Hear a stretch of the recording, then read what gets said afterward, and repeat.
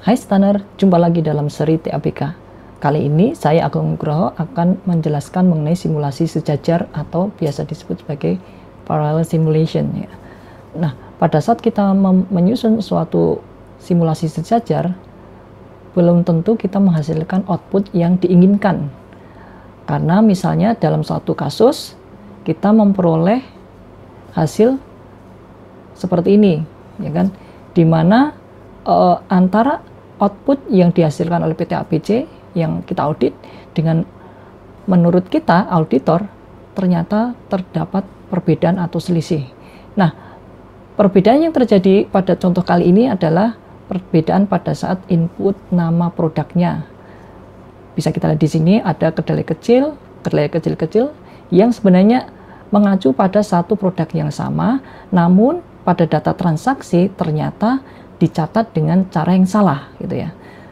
Oke, nah apabila kesalahan tersebut tidak terlalu banyak, maka auditor juga bisa melakukan beberapa langkah sederhana.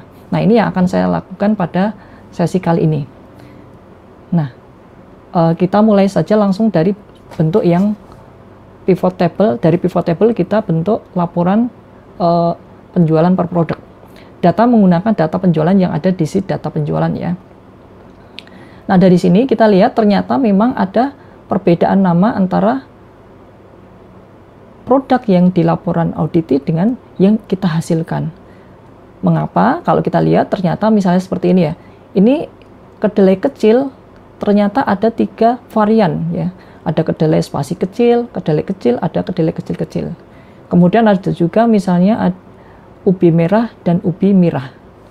Nah, salah satu pendekatan yang bisa dipakai oleh auditor adalah dengan membuat kamus. Nah, ini sebagai contoh ya, saya menggunakan pendekatan sederhana yaitu menggunakan kamus yang digunakan untuk mengoreksi data transaksi sehingga menghasilkan nilai yang seharusnya, input yang seharusnya. Nah, sebagai contoh di sini kedelai kecil nanti kita ganti menjadi kedelai kecil seperti ini ya. Kedelai kecil-kecil juga akan disesuaikan dengan nama yang seharusnya.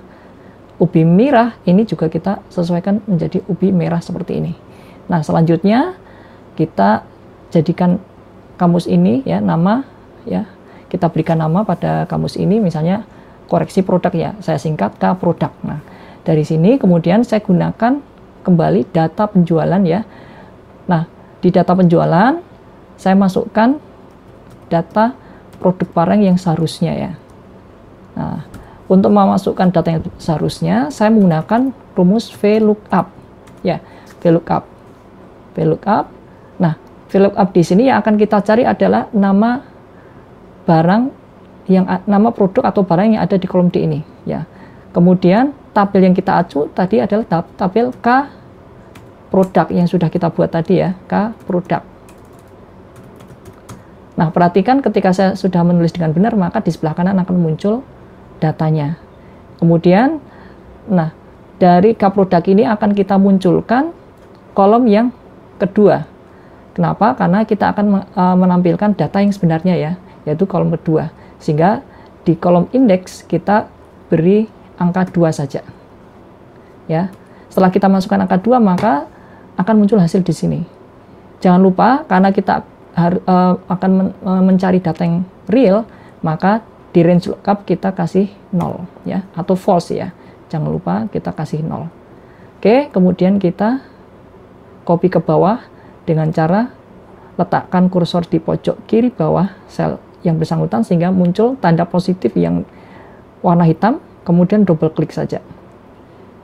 Cara copy seperti ini bisa lebih cepat, namun harus hati-hati apabila di sebelah kiri itu kosong, maka dia tidak akan lanjut. Contohnya di sini ya, ketika sebelah kiri sudah habis ya, dia akan berhenti. Oke.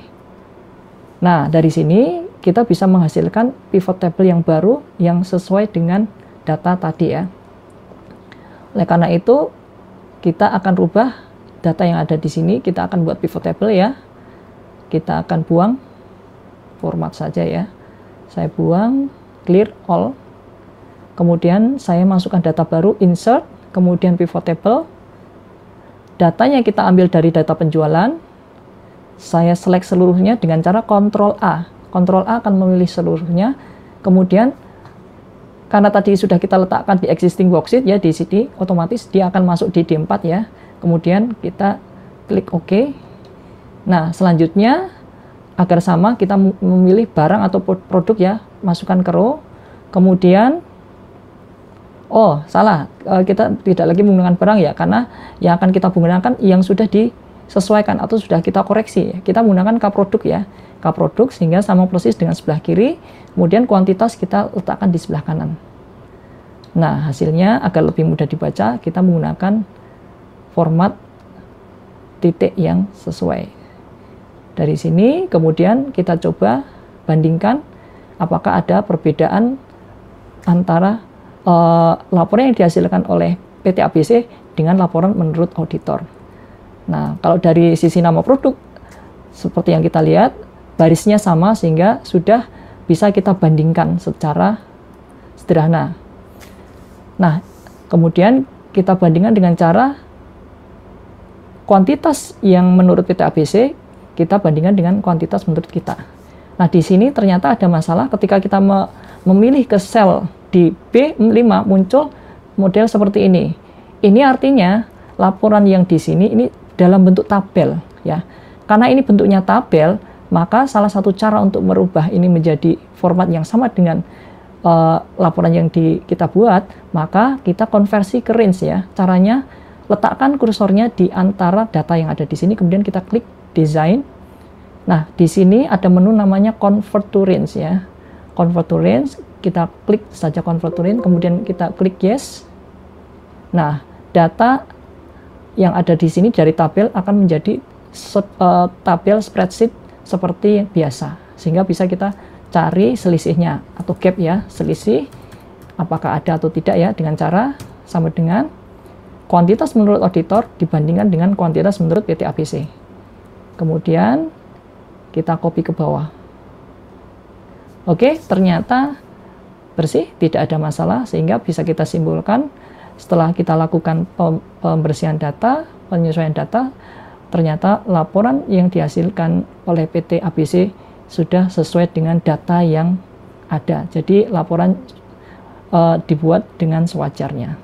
Oke, itu untuk sesi yang pertama. Kita akan lanjutkan lagi untuk sesi yang kedua yang membahas mengenai laporan per pelanggan seperti ini.